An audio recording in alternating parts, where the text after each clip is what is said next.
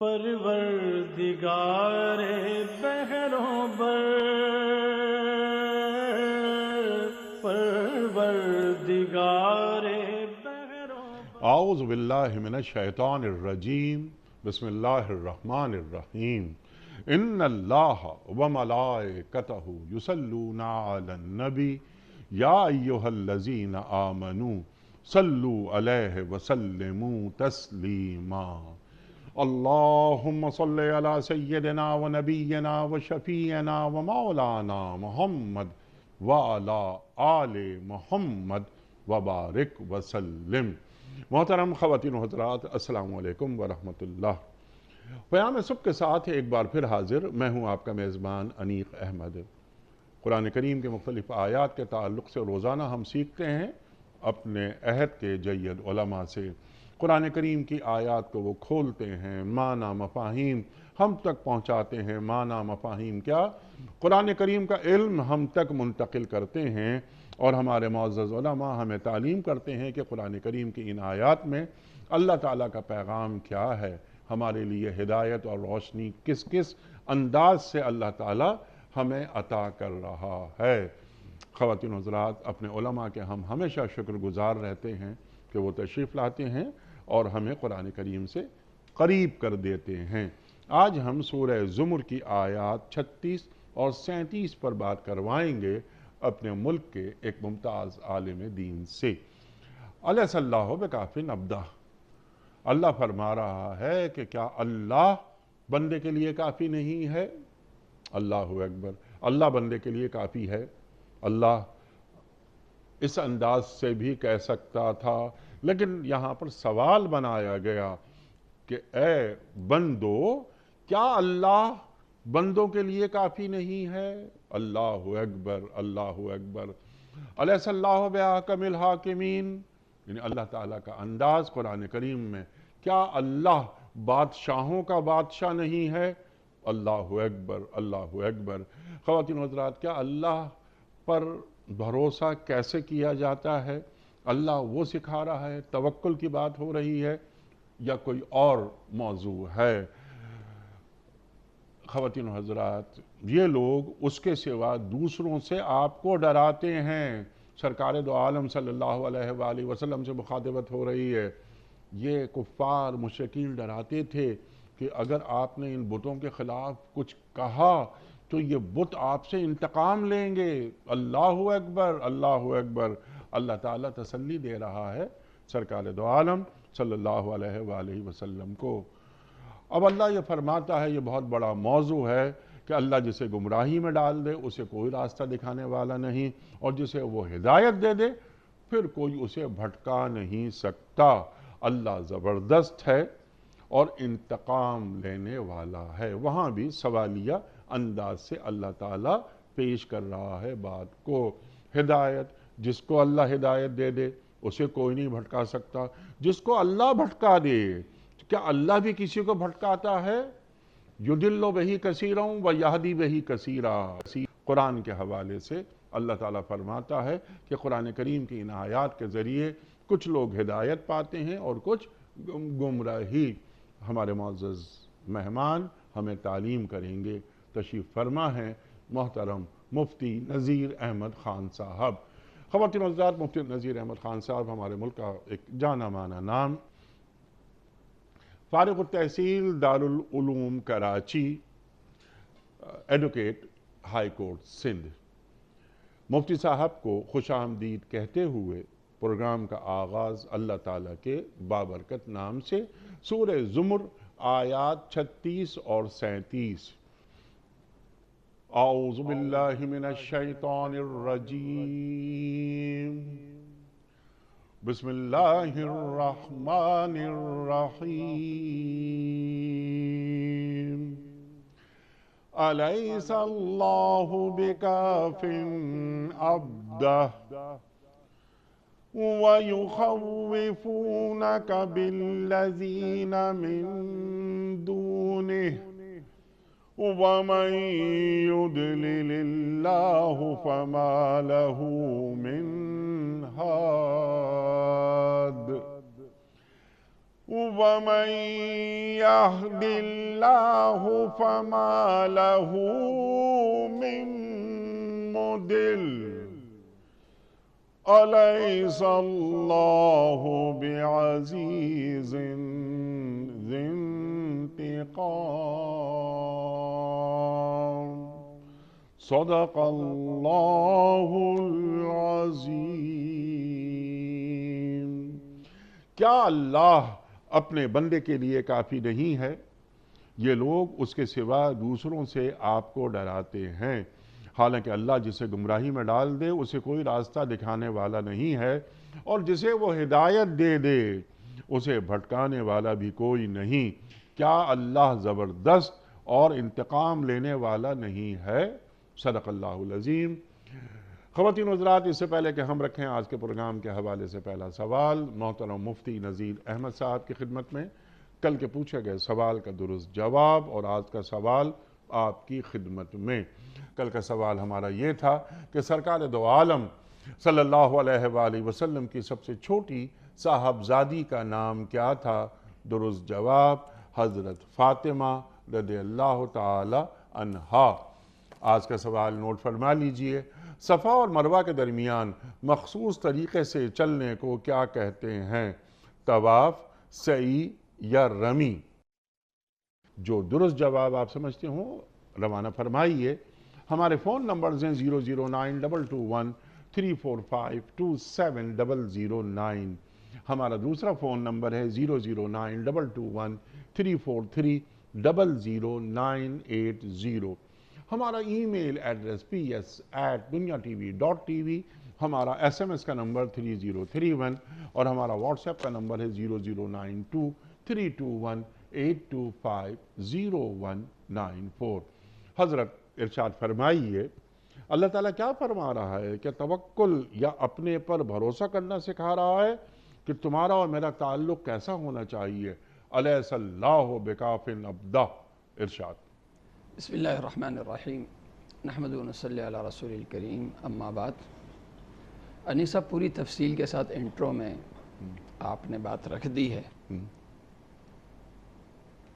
اس آیت کے ذریعے میری اور آپ کی تربیت کی جا رہی ہے سبحان اللہ کہ ایک مسلمان داعی اور ایک مسلمان مبلغ کی تربیت اور اس کی ذہن سازی کیسی ہونی چاہیے۔ مسلمان مبلغ بننے کے لیے، مسلمان داعی بننے کے لیے بہت زیادہ ضروری ہے کہ آپ حالات کا اثر نہ لیں، حالات کا اثر نہ لیں۔ حالات کا اثر میں تبھی نہیں لوں گا جب میرا دل اتنا طاقتور ہوگا کہ باہر کی کوئی چیز اس پہ اثر نہ کرے۔ سبحان اللہ سبحان اللہ۔ جیسے ایک ہوتی ہے نا بلٹ پروف گاڑی، بم پروف گاڑی، تو اسی طرح اس دل کو اگر میں اس طرح طاقتور بناؤں کہ باہر کے حالات جسم کو تو متاثر کر دے لیکن میرے دل کو متاثر نہ کرے، یعنی وہاں خوف اور مایوسی اندر داخل نہ ہو، تو اس کے لیے ضروری ہے، بہت زیادہ ضروری ہے، وہ خود اعتمادی نہیں ہے، خدا اعتمادی ہے۔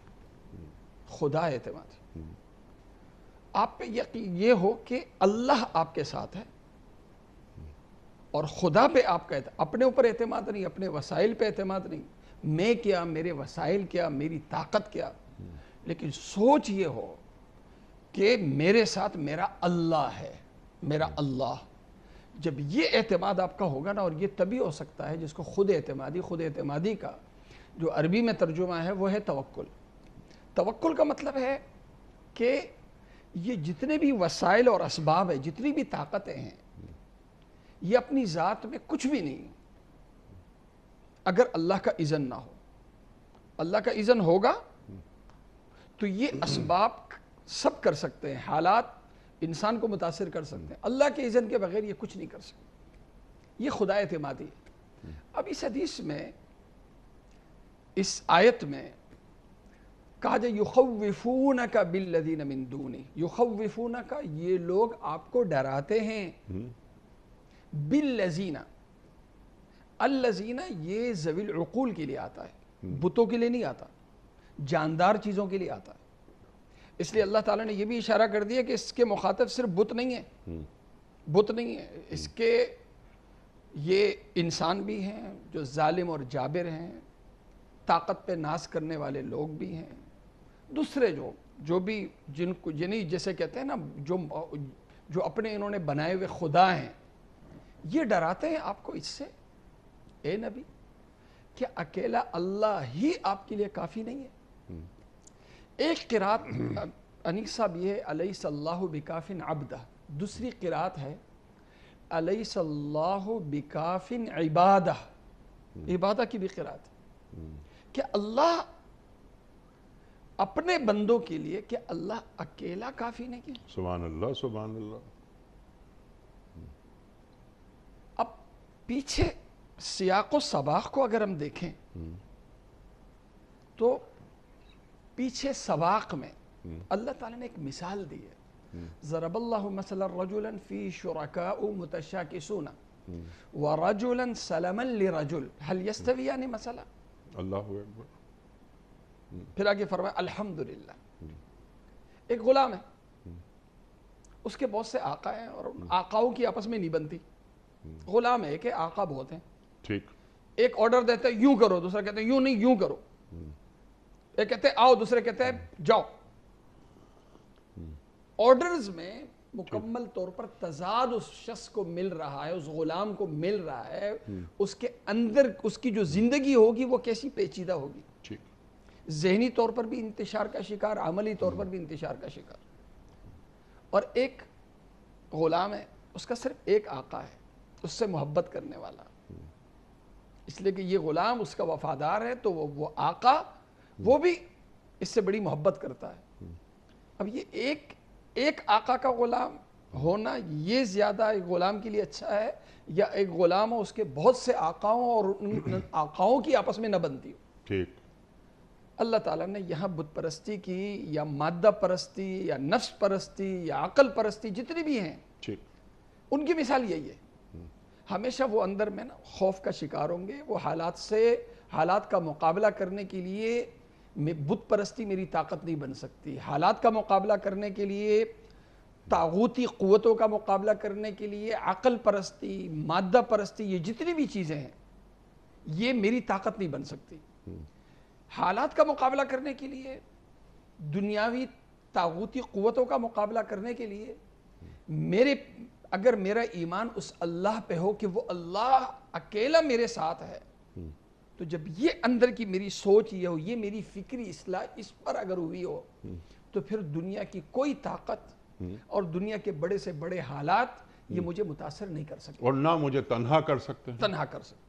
جب اللہ ساتھ ہے. اس لیے یہ مبلغ کی تربیت یا تبلیغ کی شرائط میں جو پہلی شرط ہے کہ وہ اثر نہ لے حالات کا یا خارجی حالات کا، خارجی چیزوں کا اثر نہ لے.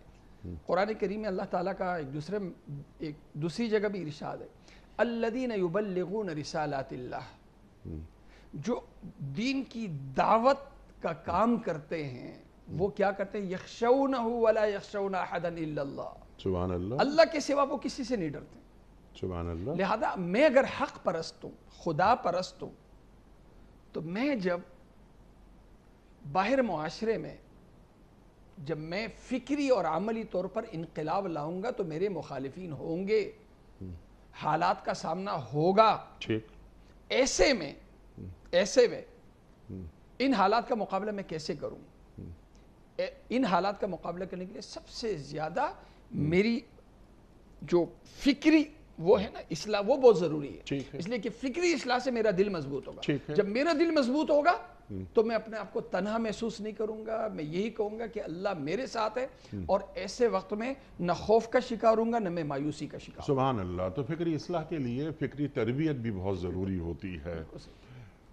تو وہ فکری تربیت وہ کیسے حاصل ہوتی ہے یہ بھی ایک ہم سوال رکھیں گے. لیکن جو بات آپ فرما رہے ہیں پیشان نزول، تو کفار اور مشرکین کیا یہ بھی کہتے تھے کہ آپ اللہ کی عبادت کروا رہے ہیں، آپ یہ بتوں کو مسترد کر رہے ہیں، دیکھیے دیکھیے یہ بت آپ سے ناراض نہ ہو جائیں، یہ بت آپ سے انتقام لے لیں گے۔ اللہ فرما رہا ہے الیس اللہ بکاف عبدا۔ اور مفتی صاحب وہ اللہ جو میری آپ کی ہم سب کی حفاظت نہ کر سکتا ہو، نعوذ باللہ، پھر وہ اللہ کیسا؟ وہ اللہ جو نجات نہیں دلا سکتا مجھے اور آپ کو، وہ اللہ کیسا؟ جو میری اور آپ کی ضرورتوں کا خیال نہیں رکھ سکتا، وہ اللہ کیسا؟ الیس اللہ بکاف عبدا۔ اللہ بندے کے لیے کافی ہے۔ اللہ اکبر۔ سرکار دو عالم صلی اللہ علیہ وآلہ وسلم کو جب آپ کی دھمکیاں ملیں، آپ کی جان پر آ گئی بات، تو اللہ کیا فرماتا ہے؟ واللہ یعصمک من الناس۔ اللہ اکبر، اللہ اکبر۔ یہ لوگوں سے ہم آپ کو محفوظ رکھیں گے۔ ارشاد۔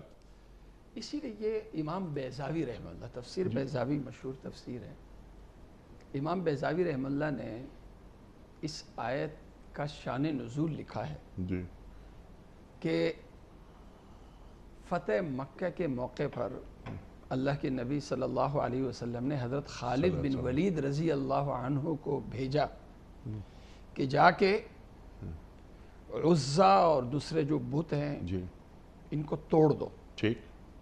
وہ جاتے ہیں تو جو بتوں کا یا بت خانے کا جو ہیڈ کو بولا جاتا تھا، عربی میں بولا جاتا ہے سادن، تو جو سادن الاسلام تھا اس نے حضرت خالد بن ولید رضی اللہ عنہ کو ڈرایا کہ اگر ان بتوں کو آپ نے چھیڑا تو یہ آپ کا بہت برا کر دیں گے۔ تو حضرت خالد بن ولید رضی اللہ عنہ مسکرائے اور اس نحاشا انفہ کا الفاظ کہ اس کی ناک توڑی اور پھر کھڑے ہو گئے، یہ بت میرا بھی کچھ کریں۔ تو جو سادن الاسلام تھا وہ خاموش، اس کے بعد پھر انہوں نے پورے بت خانے کو اڑا دیا، ختم کر دیا۔ تو انسان یہ جو ہے نا، اس کو کہتے ہیں یعنی ایک بیمار سوچ کے لوگ یہ ہوتے ہیں وہم کا شکار۔ اب یہ بت میرے لیے یہ کر سکتے ہیں، یہ کر سکتے ہیں، بت کی نہیں مانوں گا تو یہ ہو جائے گا، یہ وہم ہے انسان کا، اور یہ وہم عقیدہ بن جاتا ہے۔ وہم عقیدہ بن جاتا ہے۔ اسی طرح سفر کا مہینہ ہے، سفر کے مہینے میں اس زمانے میں بھی وہم تھا، آج بھی وہم ہے کہ جی وہ بت جو ہیں وہ یہ جنات ہیں، اندیدہ مخلوق، یہ پہاڑوں سے اور اپنی جگہوں سے نکلتے ہیں، آبادیوں میں آتے ہیں، اور ان کے بچے پیر کے نیچے آ جائیں تو ایسی حالت ہو جائے گی، یوں ہو جائے گا، اور یہ جو مہینہ ہے اس مہینے میں اگر شادی بیاہ کر لو گے، یہ کام کر لو گے تو یہ کہ وہ پھر پوری زندگی جو ہے نا وہ کام پھر منحوس رہے گا۔ اب یہ جو اس طرح کا عمل ہے، اس کے پیچھے کیا ہے؟ وہم ہے۔ انسان اندر جب وہم کا شکار ہوتا ہے تو وہم کے مطابق پھر وہ بولتا بھی اسی طرح ہے، کرتا بھی اسی طرح ہے۔ تو یہ انسانی وہم ہے۔ انسانی وہم کے توڑ کے لیے کہ میرے دل میں وہم جگہ نہ پکڑے، توہمات کا مرکز میرا دل نہ بنے، میں اپنے دل کی صفائی کیسے کروں؟ تو صفائی، یہ جو سوچ ہے الیس اللہ بکاف عبدہ ویخوفونک بالذین من دونہ، اس کے بغیر میری ذہنی صفائی نہیں ہو سکتی۔ دیکھیں اللہ تعالیٰ نے انیق صاحب اپنے بعد اس روئے زمین پہ سب سے افضل ایک خلیفہ کی جو حیثیت ہوتی ہے، اس کا مطلب یعنی اللہ نے اپنا نائب بنایا نا حضرت انسان۔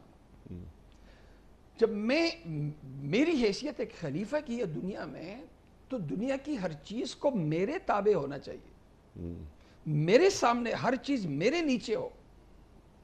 میں کیوں کسی چیز کے سامنے جھک جاؤں؟ عقل کے سامنے میں نہ جھکوں۔ عقل میرے لیے ایک گارڈ کا کردار تو ادا کر سکتی ہے، ایک معبود کا کردار ادا نہیں کر سکتی۔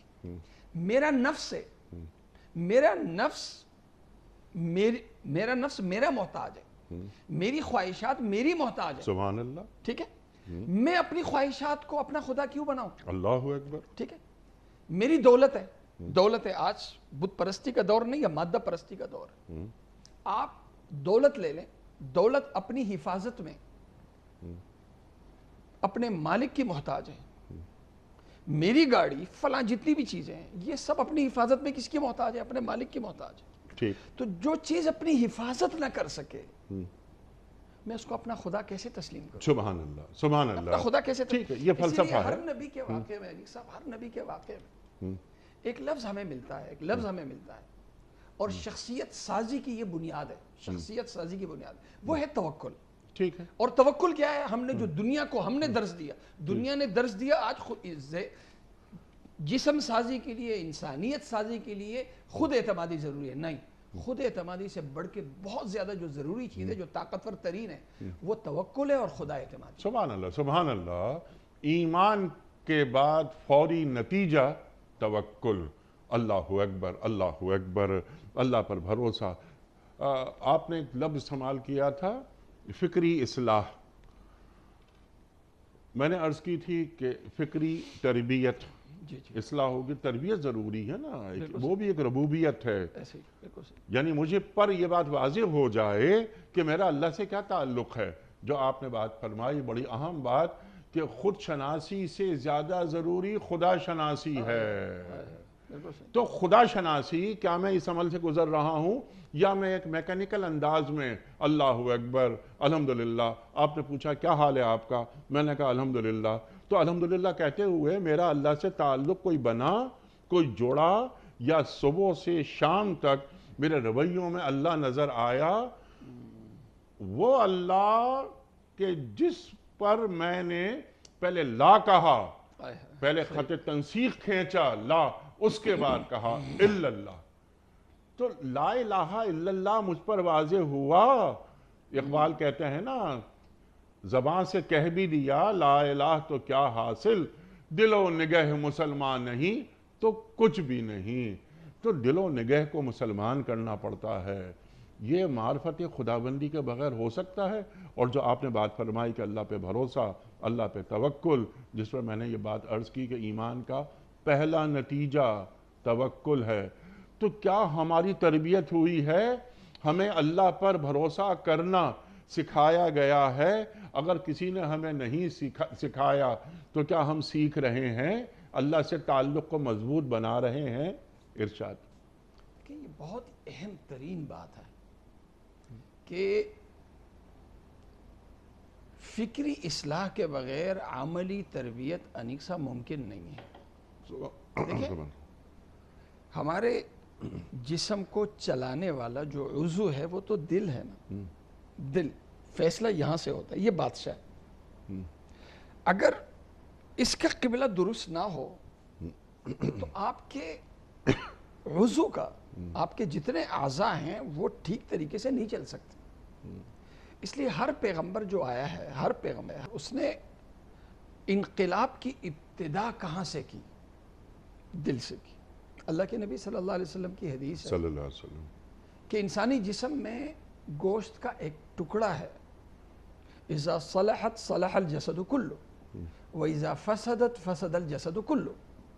جب وہ عضو ٹھیک ہوتا ہے تو پورا بدن ٹھیک ہو جاتا ہے، اور جب وہ ٹکڑا خراب ہو جاتا ہے تو پورا بدن خراب ہو جاتا ہے. اور وہ کیا ہے؟ وہ دل ہے. انقلاب جو آتا ہے نا، معاشرتی اجتماعی انقلاب، آج کی سوچ ہے کہ انقلاب اوپر سے آئے گا. انبیاء نے جو ہمیں سوچ دیا وہ سوچ یہ کہ یہ انقلاب نیچے سے آئے گا، مؤثر ترین انقلاب. اس کے لیے جیسے جڑ کے بغیر درخت کچھ نہیں، اسی طرح دل کی اصلاح کے بغیر کوئی انقلاب کچھ نہیں. ٹھیک. انقلاب کب آتا ہے؟ انقلاب، معاشرتی انقلاب فرد کی اصلاح کے بغیر ممکن نہیں، اور فرد کی اصلاح فکری اور دل کی اصلاح کے بغیر ممکن نہیں. اور اس دل کی جگہ کیا ہے انیس صاحب؟ وہ ہے ایمان. ایمان کیا ہے؟ کہ آپ کی سوچ یہ ہو کہ میں جس ہستی کا پابند ہوں، میں جس ہستی کا پابند ہوں، میں، میرا معبود اور میرا رب، میرا پالنے والا بھی، میرا پالنے والا، میرا بنانے والا، جس نے مجھے بنایا، جو مجھے پال رہا ہے، میں اسی ذات کا پابند ہوں. اب مجھے بنایا کس نے؟ مجھے بنایا کس نے؟ آج کی اس وقت دنیا کی جو اکثریت ہے وہ اس پر متفق ہے، چاہے عیسائی حضرات ہوں، یہودی حضرات ہوں، ہندو حضرات ہوں، مسلمان، سارے متفق ہیں کہ ہمارا بنانے والا کون ہے؟ اللہ ہے۔ تو جب میرا بنانے والا انیس صاحب، جب میرا بنانے والا اللہ ہے تو پھر ایک ضرورت اس بات کی ہے کہ جب بنانے والا وہی ہے، پالنے والا بھی وہی ہے، تو پھر میں اس سے روگردانی کیسے کروں؟ ٹھیک ہے، میں اس سے روگردانی کیسے کروں؟ ٹھیک ہے، انسان جو ادارہ کوئی چیز بناتا ہے، جیسے آپ کے ہاتھ میں موبائل ہے، کمپیوٹر ہے، گاڑی ہے، گاڑی کا چلانے والا، کمپیوٹر کا استعمال کرنے والا، موبائل کا استعمال کرنے والا مالک وہ ہے، لیکن وہ یہ چیزیں ہم استعمال کرتے ہیں ان چیزوں کے بنانے والوں کے اصول اور ہدایات کی پابندی کے ساتھ، اپنی مرضی سے نہیں کرتے۔ اپنی مرضی سے کریں گے تو موبائل خراب ہو جائے گا، اپنی مرضی سے کریں گے تو کمپیوٹر خراب ہو جائے گا، اپنی مرضی سے کریں گے تو گاڑی خراب ہو جائے گی۔ اسی طرح اللہ تعالیٰ نے یہ جسم بنایا، ٹھیک، اللہ تعالیٰ نے یہ دنیا بنائی، اگر ہم اللہ کی مرضی سے ہٹ کر من پسند طریقے سے اپنی زندگی کو چلانے کی کوشش کریں گے، اپنی انفرادی اور اجتماعی زندگی کا سسٹم بنانے کی کوشش کریں گے، تو دکھنے میں اگرچہ ہمیں بظاہر لگے گا کہ مزہ آ رہا ہے، مزہ آنا الگ ہے، ٹھیک، لیکن کامیاب ہونا اور سکون کا ملنا، اطمینان والی زندگی کا حاصل ہونا، یہ چیز ممکن نہیں ہوگی۔ ٹھیک ہے مفتی صاحب، اسی بات کو ذرا سا اور آگے بڑھاتے ہیں۔ میرا سوال سمپل سا آپ کی خدمت میں یہ تھا کہ آپ ہمیں بتا دیجئے، سمجھا دیجئے، تعلیم کر دیجئے کہ اللہ پر بھروسہ کیسے کیا جاتا ہے۔ تربیت ضروری ہے اس کے لیے، تفہیم کی بات ہوئی، آپ نے دل کی بات کی، وغیرہ وغیرہ تمام باتیں، یہ ہم سب قرآن کریم پڑھتے ہیں اور تمام باتیں ہمیں معلوم ہو جاتی ہیں، جمعہ کے اجتماعات میں ہم جاتے ہیں، آپ سے سنتے ہیں، چیزیں معلوم ہو جاتی ہیں، لیکن کچھ چیزیں ہوتی ہیں پریکٹیکل۔ ایمان یعنی اقرار باللسان، تصدیق بالقلب ہو گیا، اور اپنے اب جوارے سے اس کا اظہار بھی ہو رہا ہے۔ ان تمام چیزوں کے علاوہ یعنی اقرار باللسان بھی ہو رہا ہے، تصدیق بالقلب بھی ہو رہا ہے، اپنے ارکان سے، جوارے سے اظہار بھی ہو رہا ہے، لیکن جو اللہ پہ بھروسہ، جو اللہ کو مطلوب ہے، کیا وہ پیدا ہو رہا ہے؟ کیا اس کے لیے کسی مربی کی ضرورت ہے، کسی مینٹورشپ کی ضرورت ہے؟ یہ سب باتیں مطلب دین عمل میں کیسے آتا ہے، قرآن عمل میں کیسے آتا ہے؟ غیر ملکی وفد آتا ہے، پوچھتا ہے تمہاری کتاب، تمہارا قرآن کہاں ہے؟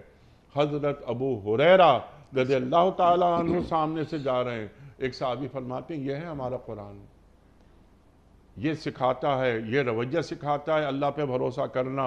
اور یہ صرف بھروسہ ایک فرد کا بھروسہ ہوتا ہے، اور ایک مسلمان جب اس کے مراتب تبدیل ہوتے جاتے ہیں، ایک پارلیمنٹیرین ہے وہ اللہ پہ بھروسہ کیسے کرتا ہے، ایک جج ہے وہ اللہ پہ بھروسہ کیسا کرتا ہے، مسلمان ہے، اہل ایمان جج ہے، ایک مسلمان چیف آف آرمی اسٹاف ہے، مسلمان سپہ سالار ہے، وہ کھڑا ہے میدان عمل میں نعرہ تکبیر کہہ رہا ہے۔ تو نعرہ تکبیر کیا ہے؟ اللہ پر بھروسے کا اظہاری تو ہے نا، اور کیا ہے؟ اے اللہ تو بڑا ہے، یہی کافی نہیں، تو سب سے بڑا ہے۔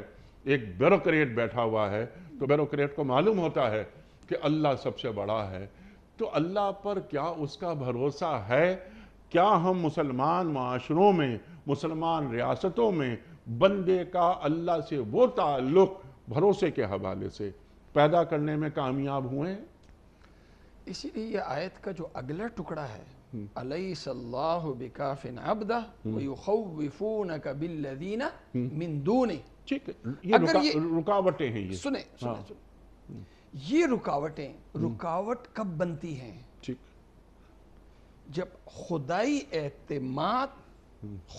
اعتماد دل میں مضبوط نہیں ہوتا، اور مصنوعی خدا تیار کرنے پڑ جاتے ہیں۔ جب یہ مضبوط نہیں ہوتا نا تو پھر آپ کا کوئی کام مضبوط نہیں ہوتا۔ ٹھیک ہے،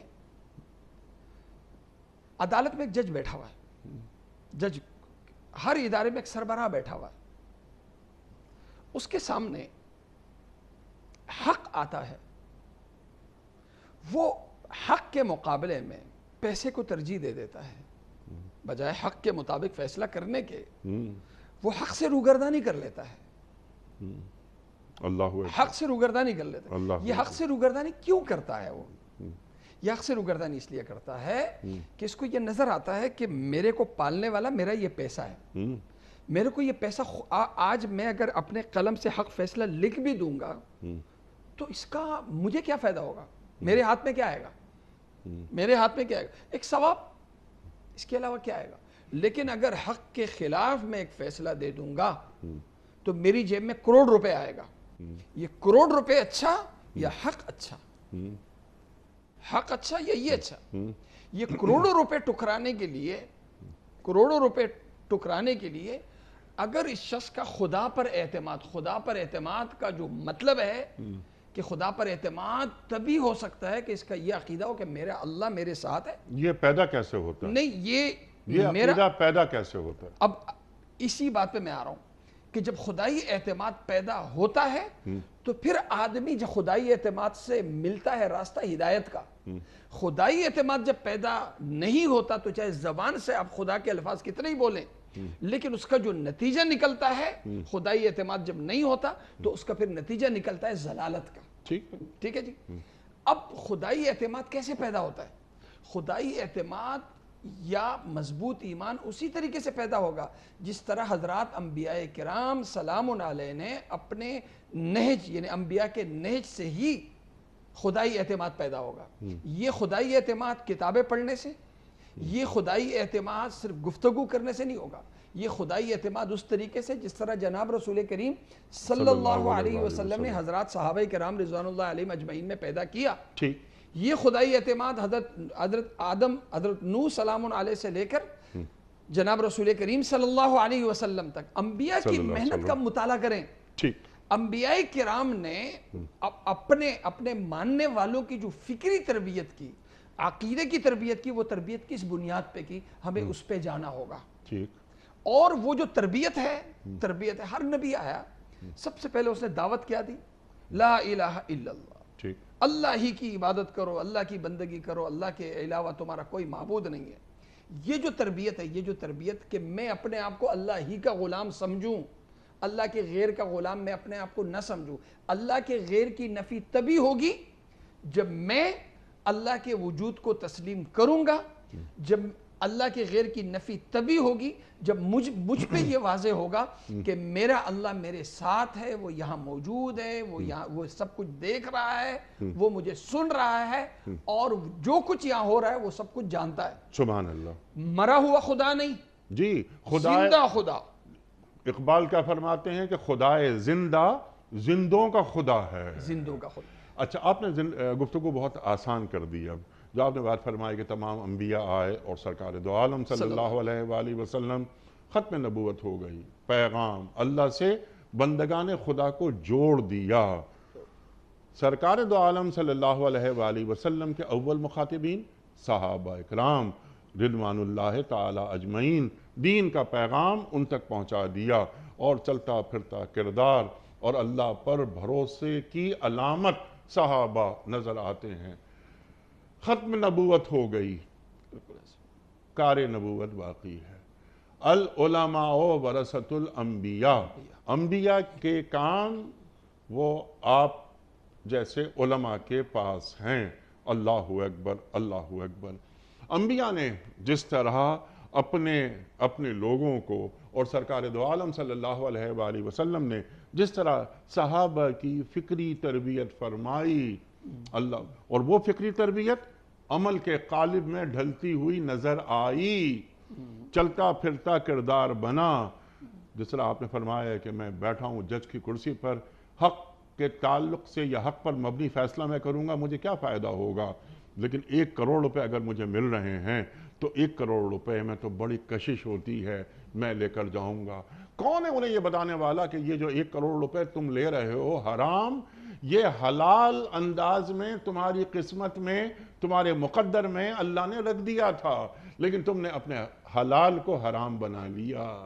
یہ رزق تھا حلال شکل میں، تم نے اسے گما دیا، حرام بنا لیا، اپنے پیٹ میں تم نے آگ ڈال دی۔ سمپل سوال ہے کہ جس طرح ایک ربوبیت ہوتی ہے، ایک مربی کا کردار ہوتا ہے، ایک مزکی کا کردار ہوتا ہے۔ کیا آپ کو یہ نہیں لگتا کہ ہمارے پاس ہمارے معاشروں میں یہ جو مذہبی گرفت ہے یہ ڈھیلی پڑتی جا رہی ہے؟ ایک میکینیکل انداز میں اللہ اکبر، نماز ختم ہوئی، امام صاحب جو بغلی دروازے سے آئے تھے چلے گئے نماز پڑھا کر، تو یہ اللہ اکبر اور السلام علیکم ورحمت اللہ، اس کے درمیان جو منازل طے کرنی ہوتی ہیں وہ کون سی منازل ہیں؟ ارشاد۔ دیکھیں، بات آئی حضرات انبیاء کرام سلام علیہ کی تربیت کی، تو حضرات انبیاء کرام سلام علیہ نے صرف یہ نہیں کہ جیسے بقول آپ کے کہ بغلی دروازے سے امام صاحب آئے، نماز پڑھائی اور چلے گئے، جی، یہ بلکہ دیکھتے ہیں ہم۔ امام جو کردار ادا کرتا ہے، یا دین کی اصطلاح میں مسجد دراصل عبادت گاہ نہیں ہے، بلکہ مسجد اصل میں درس گاہ ہے، اور امام جو ہے وہ صرف نماز پڑھانے والا نہیں ہے بلکہ وہ معلم ہے۔ جی، حضرت ابراہیم سلام علیہ نے جو دعا مانگی تھی وہ دعا یہ مانگی تھی، ربنا وبعث فیہم رسولا منہم یتلو علیہم آیاتہ ویزکیہم ویعلمہم الکتاب والحکمہ، کہ ایسے امام کو بھیج دیجئے جو معلم بھی ہو، مزکی بھی ہو، اور قرآن کا پڑھانے والا، کتاب کا سمجھانے والا بھی ہو، اور پھر قرآن کریم کی پھر آیت بھی ہے لقد من اللہ علی المؤمنین اذ بعث فیہم الی آخر آیا۔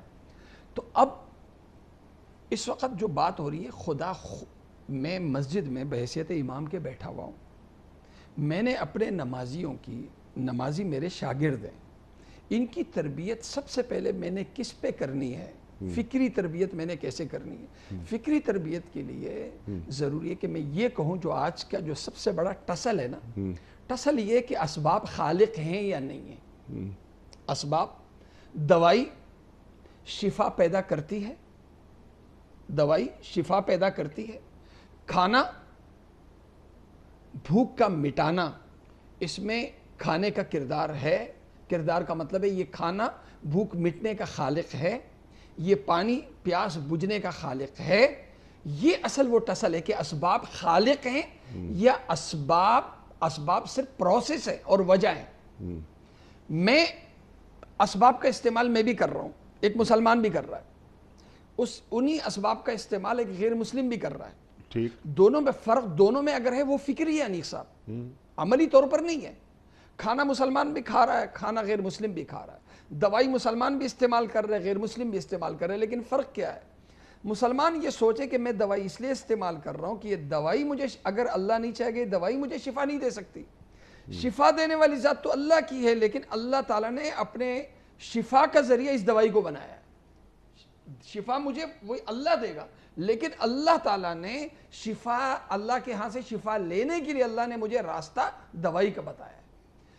بھوک اللہ مٹاتا ہے، لیکن بھوک کے مٹنے کے لیے اللہ نے جو مجھے راستہ دیا ہے وہ کھانے کا دیا ہے۔ اولاد مجھے اللہ دیتا ہے، لیکن اللہ نے جو راستہ دیا ہے، راستہ بنایا کہ کس راستے سے لینا ہے میرے خزانوں سے، وہ شادی کا راستہ ہے۔ تو کرنے والی ذات اللہ کی ہے، وہی اللہ اگر نہ چاہے، ڈاکٹر کہتے ہیں کہ بھائی نہ بیوی میں کوئی بیماری ہے، نہ شوہر میں کوئی بیماری ہے، کوئی بیماری نہیں، کوئی وجہ نہیں ہے، لیکن بچے نہیں ہو رہے۔ راستہ تو اختیار کیا ہے، پھر بچے کیوں نہیں ہو رہے؟ دوائی استعمال ہو رہی ہے، ڈاکٹر کہتے ہیں کہ اندر اس کی کوئی اور دوسری بیماری نہیں، لیکن وہ دوائی پھر بھی اثر نہیں کرتی۔ یہ دوائی کا اثر نہ کرنا، اسباب اختیار کرنے کے باوجود نتائج کا نہ آنا، یہ زندگی کے تجربات ہیں انیق صاحب۔ یہ تجربات ہمیں کیا بتاتے ہیں؟ زندگی کے تجربات ہیں۔ یہ تجربات کیا بتاتے ہیں؟ کہ بھئی اسباب اپنی ذات میں کچھ نہیں ہے اگر اللہ کا اذن نہ ہو۔ ٹھیک ہے، اللہ کا اذن نہ ہو۔ ہم بہت سے موقعوں پہ دیکھتے ہیں انیق صاحب جی، کہ ایک آدمی کا خوفناک ایکسیڈنٹ ہو جاتا ہے، خوفناک ایکسیڈنٹ، بچ جاتا ہے، وہ بچ جاتا ہے، ڈاکٹر حیران کیسے بچا۔ بعض ایسے ہوتے ہیں کینسر ہوتا ہے، ڈاکٹر کہتے ہیں کہ بھائی یہ چند ہفتوں کا مہمان ہے، کوئی بہانہ بن جاتا ہے، وہ بندہ بچ جاتا ہے۔ کیسے بچتا ہے؟ اس کا مطلب کہ اسباب اپنی ذات میں کچھ نہیں ہے، اوپر کوئی ہے جو چلا رہا ہے۔ اب میں جو میرے دماغ پہ جو چیز حاوی ہے نا اس وقت حاوی سر وہ اس وقت ہے کہ پیسہ ہوگا تو سب کچھ ہوگا، وسائل ہوں گے تو سب کچھ ہوں گے. یہ جو چیز حاوی ہے نا یہ مجھے پھر کیا رکھتی ہے؟ Up down. ٹھیک پیسہ آتا ہے زیادہ ہوتا ہے تو خوش، بالکل ٹھیک ہے. یہ پیسہ کم مسائل ہوتا ہیں. ہے تو پریشان. اب اگلی جو بات ہے اگلی جو بات یہ ہے اسباب سے یقین. جب تک اسباب سے یقین ہٹا کے اسباب والے پہ یقین بنانا، اور اسباب والے پہ جب میرا یقین بنے گا تو پھر اگلی بات جو ضروری ہے وہ کیا ہے؟ وہ ہے ہدایت اور ضلالت. میں نے کس کا پابند ہو کے کرنا اور نہ کرنا کس کی پابندی سے ہے؟ آیا مال کو سامنے رکھ کے، عقل کو سامنے رکھ کے، خواہش کو سامنے رکھ کے میں نے کرنے اور نہ کرنے کا میں نے انداز اختیار کرنا، یا حلال اور حرام وہی ہے جس کا تعین میرے اللہ نے کیا ہے؟ سبحان اللہ. صحیح اور غلط کا پیمانہ کیا ہے؟ اگر آپ کا خدا خواہش نفس ہے تو آپ کا پیمانہ پھر یہی ہوگا کہ خواہش نفس کو جو چیز اچھی لگے گی ٹھیک ہے اب وہ آپ کے لیے اچھا، ٹھیک ہے. مفتی نفس صاحب کو جو چیز بری لگے گی آپ کہو گے یہ برا. سبحان اللہ. یہ قرآن اور صاحب قرآن ہمیں یہی تعلیم دیتے ہیں. میں حل کی طرف بات آپ سے یہ چاہتا تھا کہ اللہ پہ بھروسہ کرنا، اللہ پہ توکل، جو آپ نے ہمیں سمجھا دیا کہ قرآن کریم ہمیں یہ روشنی دیتا ہے. یہ جو اللہ پہ بھروسہ کرنا ہم سیکھ نہیں پائے، اس کی وجہ کیا ہے؟ اللہ کو اللہ سے کیسے مانگا جاتا ہے اور اللہ کے ساتھ کیسے رہا جاتا ہے، اللہ کو اپنے ساتھ کیسے رکھا جاتا ہے، جب تک یہ باتیں مجھ پر کلیئر نہیں ہوں گی میرا تعلق، میرا کوئی رشتہ اللہ سے استوار ہو ہی نہیں سکتا.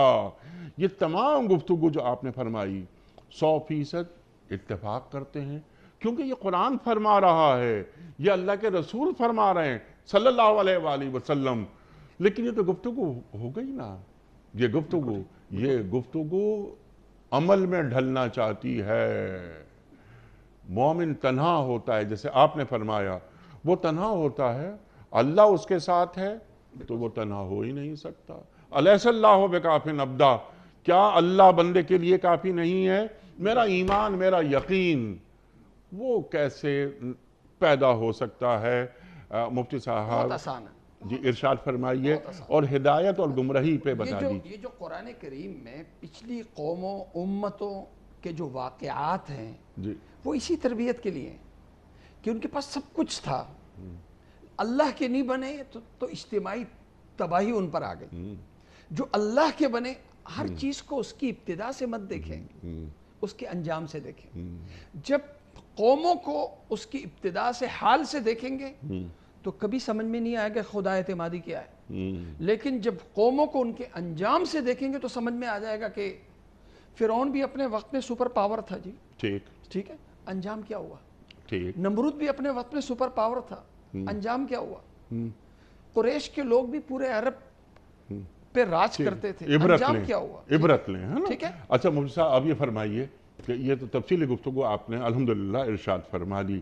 اب یہ کہ ہدایت، جیسے اللہ ہدایت دے اسے گمراہ کوئی کر نہیں سکتا، جسے اللہ گمراہ کر دے اسے ہدایت کوئی نہیں دے سکتا. یہاں اللہ ہمیں کیا سمجھا رہا ہے؟ اللہ یہ سمجھا رہا ہے کہ دیکھیں جو ہدایت کا مطلب ہے کہ صحیح اور غلط کیا ہے، اچھائی اور برائی کا پیمانہ کیا ہے. اچھا وہ نہیں ہے کہ جس سے اچھی کمائی ہو، اچھائی وہ نہیں ہے کہ جس میں مزہ آئے، برائی وہ نہیں ہے جس سے کمائی نہ ہوتی ہو یا جس میں مزہ نہ آئے. اچھائی اور برائی، اچھائی وہی ہے جسے خدا نے اچھا کہا، برائی وہی ہے جسے خدا نے برا کہا. ہم نے اچھائی اور برائی کا پیمانہ نہ ہم نے ماحول کو بنانا ہے، نہ غیروں کی نقالی کو بنانا ہے، نہ عقل اور نفس کو بنانا ہے. ہم نے جو پیمانہ بنانا ہے، معیار بنانا ہے، وہ ہم نے اللہ کے حکم کو یعنی قرآن کو بنانا ہے، دین اسلام کو بنانا ہے. اسلام نے ایک چیز کو غلط کہہ دیا تو وہ غلط ہے، اگرچہ آپ کی اور میری عقل اس کو تسلیم نہ کرے. اللہ نے ایک چیز کو غلط کہا، میرا معاشرہ آج کا ماحول اسے اچھا کہہ رہا ہے، خدا نے غلط کہہ دیا تو غلط ہے. ٹھیک ہے، لیکن یہاں پر اللہ فرما رہا ہے کہ جسے میں چاہتا ہوں گمراہی میں ڈال دیتا ہوں. تو اللہ کیا کسی بندے کو گمراہی میں ڈالتا ہے؟ اِنَّا هَدَيْنَاهُ السَّبِيلَ اِمَّا شَاكِرًا وَإِمَّا كَفُورًا زبردست. هَدَيْنَاهُ النَّجْدَيْن. یہ اسی کا تعلق وہی ہے، کیا سبب نتیجہ پیدا کر سکتا ہے؟ سبب، میں اپنے آپ کو گولی مار رہا ہوں ادھر سے، اور میں اللہ سے اللہ کا امتحان لوں کہ اللہ تو نے مارنا نہیں ہے مجھے، گمراہی کا راستہ میں اختیار کروں، گمراہی کا راستہ میں اختیار کروں، اللہ سے امید کروں کہ اے اللہ تو مجھے گمراہ نہیں کر. یہ ایسی بات ہے کہ میں اپنی کنپٹی پہ پسٹل رکھ دوں اور اللہ سے امید کروں کہ اے اللہ تو نے مجھے قتل نہیں ہونے دینا. گمراہی کا راستہ انسان اختیار کرتا ہے اپنے اختیار سے، اپنے اختیار سے، اپنی مرضی سے. پھر اللہ تعالیٰ اسے مہلت دیتا ہے، مختلف چیزیں سے بتاتا ہے. یوں نہیں کہ گمراہی کا راستہ یہ میں نے اختیار کیا اور یہ ہلاک ہو گیا.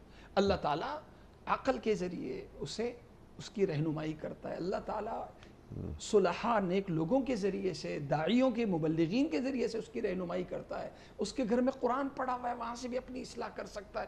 یہ سارے راستے موجود ہیں، لیکن اس کے باوجود یہ سارے ہدایت کے سارے راستے بند کر دیتا ہے، دین کو برا بلا کہنا شروع کر دیتا ہے، خدا کا انکار کر دیتا ہے، اور اپنے اختیار سے جب یہ گمراہی کے راستے پہ چل نکلتا ہے، اب اللہ سے یہ امید کرے کہ اللہ تو مجھے زبردستی ہدایت پہ لیا. تو بندے کے لیے اس دنیا میں اختیار جبر نہیں ہے. سبحان اللہ. اگر یہ اللہ گمراہ نہ کرے کا مطلب ہے کہ اللہ ہر حال میں ہدایت پہ رکھے، تو پھر یہ انسان نہیں ہوا، حیوان ہوا. انسان وہ ہے جو اپنی مرضی سے صحیح اور غلط کا راستہ اختیار کرے. ایک شخص جب اپنی مرضی سے غلط راستہ اختیار کر لیتا ہے تو اللہ تعالیٰ اس کے راستے میں ہدایت کے کچھ ذریعے ضرور آ جاتے ہیں اس کے پاس، لیکن جب یہ ہر حال میں اس پہ ہو جاتا ہے کہ میں نے گمراہی ہی پہ رہنا ہے، تو پھر اللہ تعالیٰ بھی اس کو جما دیتا ہے اس پہ. ختم اللہ علی قلوبہم وعلی سمعہم وعلی ابصارہم. اور فلما زاغوا ازاغ اللہ قلوبہم. ٹھیک ہے، فلما زاغوا ازاغ اللہ قلوبہم. ٹھیک ہے. مفتی صاحب، میں آپ کا بڑا شکر گزار، اور جو آخری نقطہ آپ نے تعلیم فرمایا ہے کہ اللہ تعالیٰ بندے کو گمراہ نہیں دیکھنا چاہتا، لیکن اگر بندہ خود تمام تر ہدایت کے سامان کے باوجود گمراہی کا راستہ اختیار کر رہا ہے، تو پھر اللہ فرماتا ہے کہ میری ہدایت جبری نہیں ہے. دونوں راستے میں نے بتا دیے، عقل دے دی، یہ خیر ہے، یہ شر ہے، وضاحت کے ساتھ. ہدیناہ النجدین. اللہ اکبر. مفتی صاحب، میں آپ کا بڑا ممنون، بڑا شکر گزار. خواتین و حضرات، وقت یہاں مکمل ہوا ہمارے آج کے پروگرام کا. مفتی نذیر صاحب کے ہم بڑے ممنون ہیں کہ آپ تشریف لائے اور آپ نے سورہ زمر کی آیات پر گفتگو فرمائی اور ہمیں قریب کیا قرآن کریم کے علم سے. کوئز. کل کا سوال ہمارا یہ تھا کہ سرکار دو عالم صلی اللہ علیہ وآلہ وسلم کی سب سے چھوٹی صاحبزادی کا نام کیا تھا؟ درست جواب حضرت فاطمہ رضی اللہ تعالی عنہا. آج کا سوال نوٹ فرما لیجئے. صفا اور مروہ کے درمیان مخصوص طریقے سے چلنے کو کیا کہتے ہیں؟ طواف، سعی یا رمی؟ جو درست جواب آپ سمجھتے ہو روانہ فرمائیے. ہمارے فون نمبرز ہیں 00922134527 ہمارا دوسرا فون نمبر ہے 0092213400980. ہمارا ای میل ایڈریس ps@dunyatv.tv. ہمارا SMS کا نمبر 3031 اور ہمارا واٹس ایپ کا نمبر ہے 00923258250194. مفتی صاحب، ایک پرچی نکال کر اعلان فرما دیجئے. آج کے ونر کے نام کا اعلان فرما رہے ہیں مفتی صاحب. یہ محترمہ مریم صدیقی. کہاں سے؟ کراچی. محترمہ مریم صدیقی صاحبہ کراچی سے آپ کی خدمت میں دنیا ٹی وی کی جانب سے دینی کتب پر مشتمل گفٹ ہیمپر آپ کے گھر بذریعہ کوریئر روانہ کیا جا رہا ہے. آپ کو بہت بہت مبارک ہو. پیام صبح کا اختتام ہوتا ہے روزانہ ایک قول پر، اور وہ قول ہوتا ہے صاحب نہج البلاغہ امیر المومنین حضرت علی مرتضیٰ کرم اللہ وجہہ کا. آپ فرماتے ہیں سب سے معمولی علم وہ ہے جو زبان پر ہو اور بلند ترین وہ جو عمل میں ظاہر ہو۔ سب سے معمولی علم وہ ہے جو زبان پر ہو، اور بلند ترین وہ جو عمل میں ظاہر ہو۔ سبحان اللہ سبحان اللہ۔ اپنے میزبان انیق احمد کو کل تک کے لیے اجازت دیجیے۔ خدا حافظ۔ پروردگار بحروں پر